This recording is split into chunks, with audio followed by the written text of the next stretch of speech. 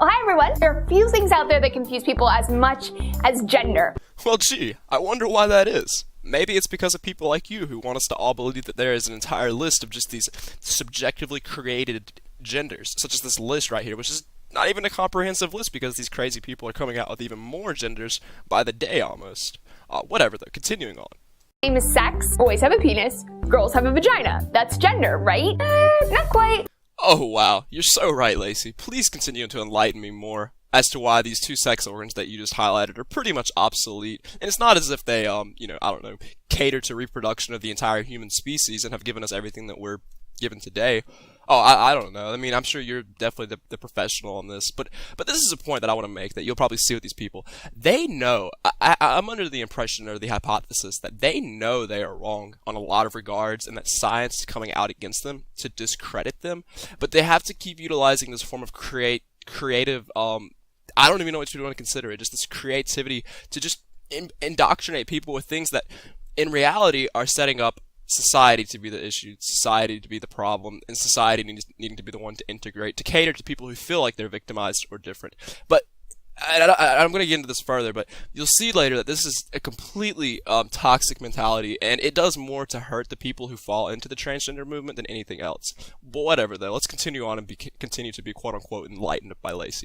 Close. Scientists make a distinction between gender and sex. Sex is primarily biological. You're either born male, female, or intersex. It's made up of your chromosomes, your hormones, secondary sex characteristics like boobs or an Adam's apple, and of course, primary sex characteristics like a penis or a vagina. Sex is a spectrum of femaleness to maleness. Anyone who doesn't fall neatly into male or female is intersex, but that's a different video. Gender, on the other hand, is determined by your culture.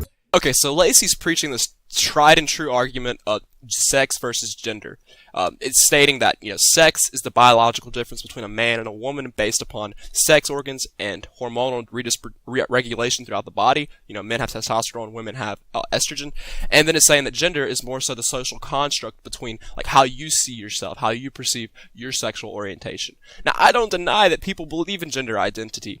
That doesn't make it have a basis in science, because if you look at the core of gender identity, it always comes back to your own subjective view of yourself. That does not have a basis in science and should never. Furthermore, okay, so you see these two parallels, sex versus gender. Sex being more of the biological sense, the kind of the engine behind gender. So here's a good analogy to just illustrate how foolish thinking that Laci's ideology really is. Say you have a 4-cylinder engine. That's your sex. Your sex is a 4-cylinder engine. But you want to have your gender identity be classified as a V8. So you're going to go around in life and you're going to say that you're a V8 and you're going to believe that you're a V8, but your underlying characteristics, your quote-unquote sex or your quote-unquote 4-cylinder engine and the components that make it up is really what dictates how you function in life and your behavior, your performance, and overall well-being. But whatever, she doesn't want to believe this, and she's going to continue on with this video, so we must continue on to dismantle her argument even further. Things like gender roles that are assigned to you based on your sex, expectations of how you should act or the things that you should like based on whether you're a boy or a girl, legal status, how you express yourself, how you see and identify yourself. In the United States, we have I identify as a serious Squirtle, by the way. Not just any Squirtle, a serious Squirtle. Here in the States, feminists and activists have been moving society to think outside the box. Brush that gender binary. Why should man or woman be our only options? Well, gee, Laci, maybe there's an economic basis in heterosexual relationships / marriages that have a much higher chance of producing wealth than LGBTQ and same-sex relationships. Well, 29.4% or 30% of bisexual women live in poverty. Take this in contrast to the 21% of heterosexual couples that live in poverty.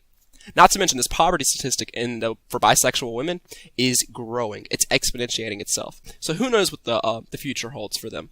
Furthermore, what about the home lives of these same-sex and LGBTQ relationships? And this is where the numbers get staggering. Children in same-sex households are twice as likely to be as poor as married different-sex couple households. Not to mention, lesbian households in particular account for a 37% poverty rate.